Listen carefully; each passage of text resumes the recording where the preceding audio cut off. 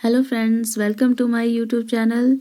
तो आज हम बात करेंगे इकोनॉमिक्स, अर्थशास्त्र की। जब हम अर्थशास्त्र की बात करते हैं तो जो फादर ऑफ इकोनॉमिक्स है, अर्थशास्त्र के जनक जो है वो एडम स्मिथ को कहा जाता है। ठीक है, उन्होंने जो है बहुत फेमस बुक लिखी है वेल्थ ऑफ नेशन, जो 1776 में जो है उनके द्वारा लिखी गई थी, या जो भी रिलीज हुई थी 1776 ईस्वी में। और उन्होंने कहा था कि धन का विज्ञान ही अर्थशास्त्र है, या अर्थशास्त्र जो है वो धन का विज्ञान है। ओके, तो फादर ऑफ इकोनॉमिक्स हुए एडम स्मिथ। ठीक है, उसके बाद जो सेकेंडली जो है वो मतलब इस इकोनॉमिक्स या अर्थशास्त्र की जो विचारधारा को आगे कैरी करके लेके गए, जैसे कि कार्ल मार्क्स हैं। ठीक है, उन्होंने लिखी थी बुक दास कैपिटल। उन्होंने कहा था कि अर्थशास्त्र का उद्देश्य मानव समाज की प्रगति के नियम की खोज करना है। ठीक है, तो अर्थशास्त्र का उद्देश्य क्या है कि मानव समाज की प्रगति के नियम की खोज करना है, जिससे कि ह्यूमन मतलब हमारा जो समाज है वो आगे प्रगति कर सके, प्रोग्रेस कर सके। ठीक है, तो जो अर्थशास्त्र की विज्ञान से संबंधित परिभाषा जो है वो रॉबिन्सन ने दी थी। ठीक है, रॉबिन्सन ने क्या कहा था कि अर्थशास्त्र जो है वो वास्तविक विज्ञान है। तो जो भी मतलब इसके जो ये डेफिनेशंस हैं उससे रिलेटेड अगर कभी कोई क्वेश्चंस आता है, तो जैसे फादर जो है वो एडम स्मिथ है।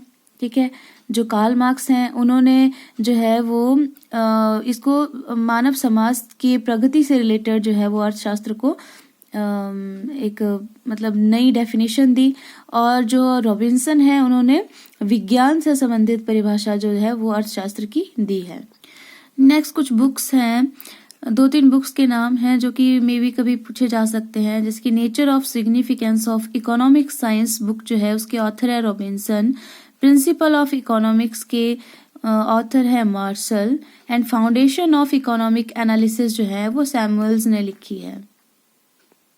नेक्स्ट अगर हम बात करेंगे अर्थव्यवस्था के प्रकार की। ठीक है, तो हम अभी ये देखते हैं कि अर्थव्यवस्था क्या होती है, उसके प्रकार क्या होते हैं। तो अर्थव्यवस्था जो होता है वो किसी ऐसी संस्थागत प्रणाली से हमारा मतलब अभिप्राय है जो कि किसी भी समाज की भौतिक आवश्यकताओं की पूर्ति करे। ठीक है, उसे हम अर्थव्यवस्था कहते हैं। और अर्थव्यवस्था जो है वो किसी भी मतलब एक कंट्री के नाम के साथ या किसी भी एक क्षेत्र विशेष के नाम के साथ जोड़कर देखा जाए तो वो ज्यादा मीनिंगफुल लगता है। ठीक है, जो अर्थव्यवस्था है वो विभिन्न प्रकार की है, अलग अलग प्रकार की है। जैसे उदारवादी नंबर 1 अगर हम बात करेंगे तो उदारवादी अर्थव्यवस्था है, जिसको पूंजीवादी अर्थव्यवस्था भी कहा जाता है। पूंजीवादी से ही जो है वो समझ में आ रहा है कि इसमें जो है निजी क्षेत्र का ज्यादा नियंत्रण रहेगा।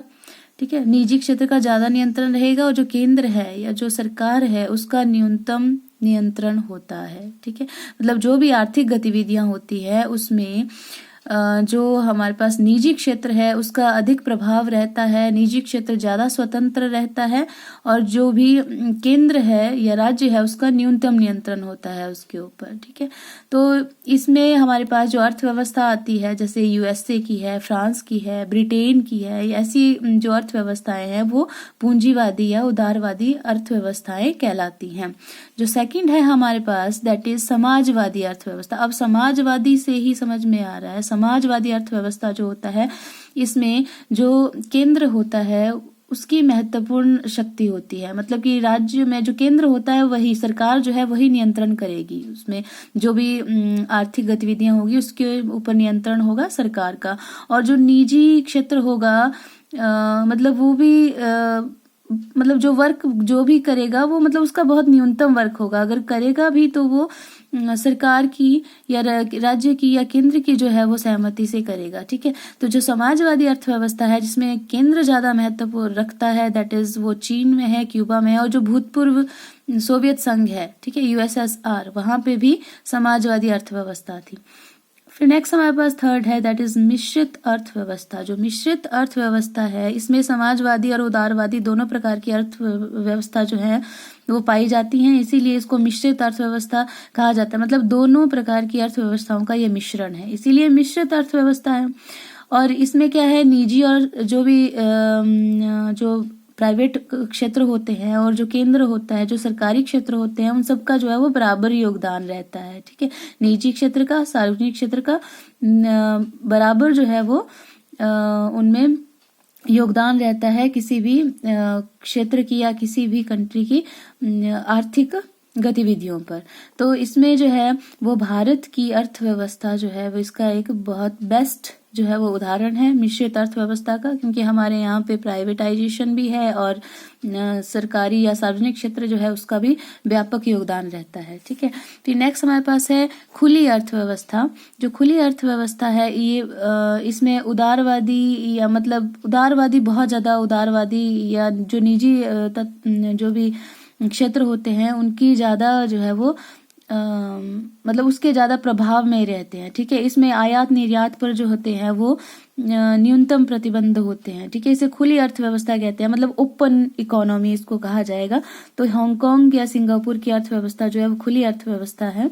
ठीक है, बंद अर्थव्यवस्था की अगर हम बात करते हैं तो इसमें जो भी आर्थिक गतिविधियां हैं उसमें किसी भी अन्य बाह्य जो अर्थव्यवस्थाएं होती हैं उनके साथ कोई भी आयात निर्यात की गतिविधियां नहीं होती है। ठीक है, बहुत नगण्य होती हैं, बहुत कम होती हैं। ऐसा तो नहीं हम बोल सकते कि जीरो होती हैं, बट बहुत ही कम होती हैं। जैसे कि उत्तर कोरिया है, ये ज्यादा कंट्रीज के साथ जो है वो आयात निर्यात नहीं करता है। मे बी हमने सुना भी है तो उत्तर कोरिया का हमने चाइना के साथ ज्यादा सुना है कि उसके साथ आयात निर्यात जो भी है वो होता है, बट अदर कंट्रीज के साथ इनका कोई भी आयात निर्यात वाला संबंध नहीं है। ठीक है, या फिर जो नॉर्वे है या ब्राजील है, बट हम उसको बोल सकते हैं कि बंद अर्थव्यवस्था, पर पूरी तरह से क्लोज्ड इकोनॉमी नॉर्वे ब्राजील की नहीं है, बट फिर भी हम थोड़ी बहुत अदर कंट्रीज के रिलेशन में हम बोल सकते हैं कि पूरे वर्ल्ड में जो कंट्रीज हैं उनमें ये कंट्रीज जो हैं इनमें क्लोज्ड इकोनॉमी है। ठीक है,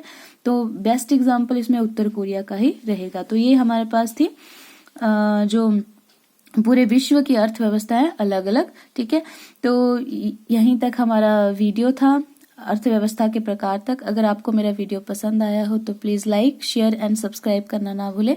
Thanks for watching my video. Thank you very much.